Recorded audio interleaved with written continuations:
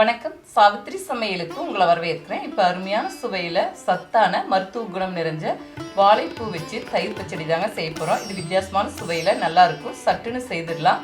இது எல்லா விதமான சாதத்துக்கும் சைடிஷாக வச்சு சாப்பிட்டா அருமையாக இருக்குங்க. சப்பாத்திக்கும் கூட வச்சுக்கலாம். அது மட்டும் இல்லாமங்க வெறும் சாத்து கூட இந்த தயிர் பச்சடி சேர்த்து தட்டி சாப்பிட கூட ரொம்ப நல்லாயிருக்கும்.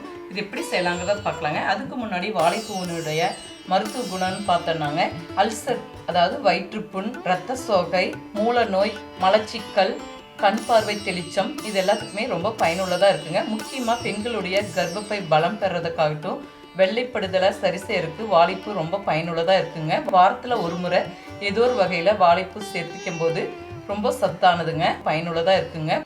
இப்போ சின்ன சைஸில் ஒரு வாழைப்பூங்க உள்ளே இருக்கிற நரம்பு பகுதி மேலே உள்ள மடல் பகுதியெல்லாம் நீக்கிட்டு சுத்தம் செய்து எடுத்து வச்சுருக்கேங்க. இது பொடி பொடியாக நறுக்கிட்டு வேக வச்சுக்கலாம். வாழைப்பூ ஓரளவுக்கு பொடியாக நறுக்கி எடுத்துக்கிட்டேங்க. உடனே செய்யறதுனால நான் நார்மல் தண்ணியில் தாங்க போட்டிருக்கேன். நீங்கள் கொஞ்சம் செய்யறதுக்கு டைம் எடுக்குன்னா வாழைப்பூ கருத்து போகாமல் இருக்க நீங்கள் கொஞ்சம் மோர் கலந்த தண்ணியில் வாழைப்பூ நறுக்கி சேர்த்துக்கிட்டா சரியாக இருக்கும். இது கூடவே 1/4 டீஸ்பூன் மஞ்சள் பொடி, தேவையான அளவுக்கு உப்பு, வேக தேவையான அளவுக்கு தண்ணி சேர்த்துக்கலாங்க. நல்லா கலந்து வச்சுட்டு மூடி வச்சுக்கலாம். இதுக்கு தேவையான தேங்காய் விழுதை அரைச்சிக்கலாம். வேகட்டுங்க, மூடி போட்டுக்கலாம். ஒரு 10 to 15 நிமிஷத்தில் நல்லா வெந்துடும். அரைக்க 2 சில் தேங்காய் எடுத்து பொடியாக நறுக்கி வச்சுருக்கேங்க. இது மிக்ஸி ஜாரில் சேர்த்துக்கலாம். இது கூடவே 1 டீஸ்பூன் சீரகம், காரத்துக்கு 3 பச்சை மிளகாய் எடுத்துருக்கேங்க. அவங்க காரத்துக்கு அந்த அளவு சேர்த்துக்கலாம். நல்லா கொஞ்சமாக தண்ணி விட்டு அரைச்சி எடுத்துக்கலாம். வாழைப்பூ 10 to 12 நிமிஷம் பக்கம் வேக வச்சுட்டேன்.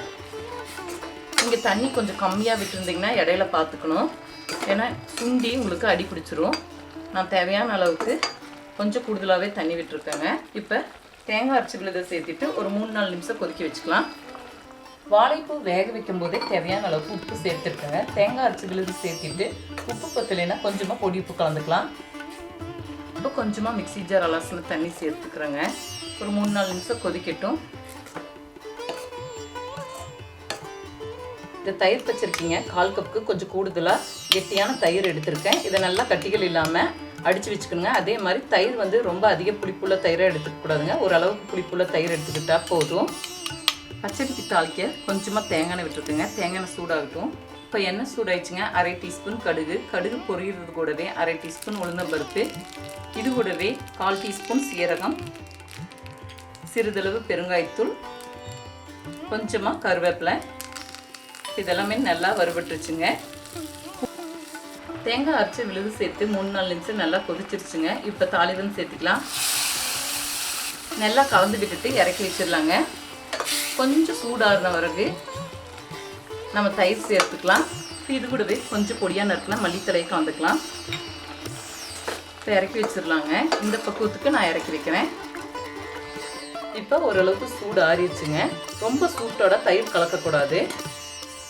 இப்போ எடுத்து வச்சிருக்கிற தயிரை கலந்துக்கலாம். நல்லா கலந்து விட்டுக்கலாம். இப்போ அருமையான சுவையில் சத்தான மருத்துவ குணம் நிறைஞ்ச வாழைப்பூ தயிர் பச்சடி செய்துட்டேங்க.